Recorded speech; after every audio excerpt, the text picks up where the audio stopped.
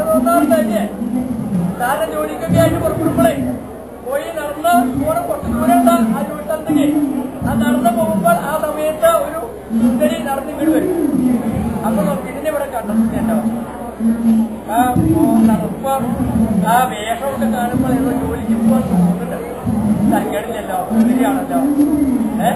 അങ്ങനെ നോക്കിയപ്പോ തോന്നി ഇത് ഈ സമയത്ത് ഇവിടെ പോകുന്നതാ തോന്നണേ. ഏതായാലും ശ്രദ്ധിക്കാം. അപ്പൊ അതുകൊണ്ട് ഇതായിട്ടുണ്ടാവും.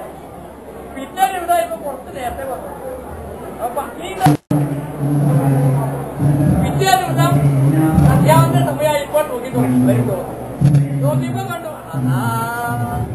എന്നെ പോലെ തന്നെയാണ് ഇവിടെ ഈ സമയത്ത് വരുന്നതാണല്ലേ. അമ്പടി സുന്ദരി ഇനി എവിടുന്നാ വരുന്നേ?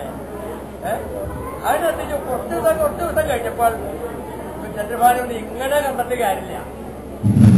ഒരു ദിവസം താഴത്തേക്ക് ഇറങ്ങിയിരുന്നു.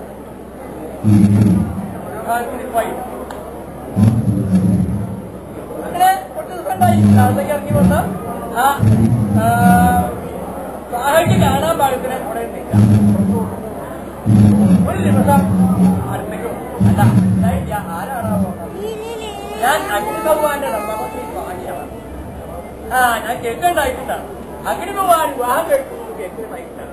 സന്തോഷമായി, പരിചയപ്പെട്ടതിൽ വളരെ സന്തോഷം. അങ്ങനെ വന്നപ്പോൾ വിവാഹയ്ക്കും ചന്ദ്രനിൽ ആസക്തി തോന്നി. എന്താ അതികോമളനാണ് ചന്ദ്രഭഗവാനെ, അതിസുന്ദരനാണ്. ആ ദ്വാരയ്ക്ക് ആസക്തി തോന്നി. അപ്പൊ ചോദിച്ചു ഇപ്പൊ കുറച്ച് കാലമായിട്ട് ചില കാര്യങ്ങളൊക്കെ എന്നോട് പറയണില്ല. എന്താ ദ്വാഹേ, എന്താ കരയണേ? കാര്യം പറഞ്ഞാലല്ലേ എനിക്കുണ്ടാവുള്ളൂ. എന്നോട് എല്ലാ കാര്യങ്ങളും പറയണില്ല. എന്നെ അറിയിപ്പിക്കാണ്ട് പല കാര്യങ്ങളും എന്താണ്? എന്താ ദ്വാഹേ? ശുദ്ധാത്മാവായ അഗ്നി ഭഗവാൻ ധരിച്ചത് താൻ വയറ്റിൽ കിടക്കുമ്പോൾ താൻ പരസ്ത്രീകമനത്തിനായിട്ട് പോകുന്നുണ്ട് എന്ന് ദ്വാര തെറ്റിദ്ധരിച്ചത്. ദ്വാരേ നിനക്ക് അറിയില്ലേ ഞാൻ അങ്ങനെയൊക്കെ പ്രവർത്തിക്കുന്ന ആളാണോ? ഞാനതല്ല പറഞ്ഞത്. പിന്നെ എന്താ ഞാൻ പറയാ? കരഞ്ഞാൽ എന്താന്ന് എനിക്ക് മനസ്സിലാക്കോ? എനിക്ക് എന്തൊക്കെ അങ്ങനെ മന്ത്രം ഉപദേശിച്ച് തന്നിട്ടുണ്ടോ? അഗ്നി ഭഗവാൻ സാമാന്യം നിത്യമായിട്ടുള്ള പ്രവൃത്തി ആ വാഹയും ചന്ദ്രനും കൂടി അഗ്നി ഭഗവാന്റെ വയറ്റിൽ കിടന്നങ്ങനെ പീഡിച്ചോളി. നിത്യമായിട്ടുള്ള പ്രവൃത്തിയിൽ ഇതുവരെ ഇവരൊരു പ്രവൃത്തി ചെയ്തിട്ടൊന്നും കണ്ടിട്ടില്ല ഒരാൾ.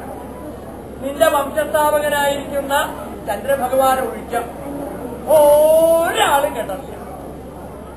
നിത്യമായിട്ടുള്ള പ്രവൃത്തി ഇങ്ങനെ കുറച്ച് ദിവസങ്ങൾ കഴിഞ്ഞു.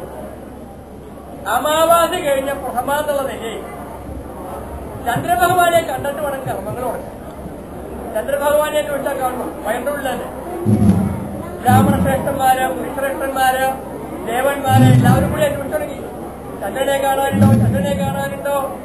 അവിടുന്ന് വരുന്ന ആളല്ലേ ആ ഭാഗത്ത് ചന്ദ്രനെ പിന്നെ മന്ത്രം ഗ്രഹിക്കാൻ സാധിക്കും. സ്വാമി പറഞ്ഞില്ലേ ഒരു പ്രാവശ്യം മന്ത്രം ഗ്രഹിക്കാൻ സാധിക്കും. ഒരു പ്രാവശ്യം പറഞ്ഞാൽ എങ്ങനെയാ മന്ത്രം ഗ്രഹിക്കാൻ സാധിക്കും? ഒരു പ്രാവശ്യം പറയുന്നു പറഞ്ഞില്ല. അങ്ങനെ അന്വേഷിക്കുന്നതിന്റെ ഇടയിലാണ് അഗ്നി ഭഗവാൻ അവിടെ വരേണ്ടായി. ഇങ്ങനെ അന്വേഷിച്ച് വന്നപ്പോൾ എല്ലാവരും കൂടി വൈകുണ്ഠത്തിലേക്ക് പോയിട്ട് വന്നു. അപ്പൊ അഗ്നി ഭഗവാന് വൈകുണ്ഠത്തിൽ അഗ്നി ഓർമ്മലക്കുള്ളതാണ്. അഗ്നി ഭഗവാൻ വളരെ ഓർമ്മലക്കുള്ളതാണ്. അഗ്നി ഞാൻ ഉപദേശിക്കട്ടെ? ഒരു പ്രാവശ്യം ഉപദേശി ധൈര്യമായിട്ട് ഉപദേശിച്ചു. അഗ്നി അനർത്ഥത്തിന് കാരണമാകും. ആരും കേൾക്കരുത്. അങ്ങനെ പറഞ്ഞപ്പോൾ അഗ്നിക്ക് തപ്പി എന്തെങ്കിലും ആരും കേൾക്കരുത്, ആരും കേൾക്കരുത്. പെട്ടെന്നാണ് ഓർമ്മ വന്നേ. ഇദ്ദേഹത്തിനെ മറച്ചു വെക്കാൻ ആരെങ്കിലും സാധിക്കും? ത്രൈലോക്യത്തിൽ എന്തെങ്കിലും ഉണ്ടായാൽ അറിയണ ആളാ. തന്റെ വയറ്റിൽ സ്വാഹം എടുക്കണ്ടേ? സ്വാമി ഞാൻ ഇപ്പോൾ പ്രസംഗം നിർത്തിട്ട് വരാനുണ്ടോ? പോയിട്ട് വന്നല്ല പറയാനായിട്ട് ഉണ്ടായിട്ടുള്ളത്? നിന്റെ വംശസ്ഥാപകനായിരിക്കുന്ന ചന്ദ്രഭഗവാൻ അല്ലേ? പൗർണമിയുടെ അന്ന് നോക്കിയാൽ കാണാം ഈ കളങ്കം.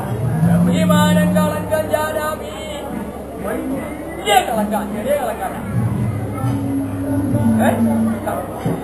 നിന്റെ ചന്ദ്രഭഗവാൻ അല്ലാതെ കണ്ട് വേറെ ആരാ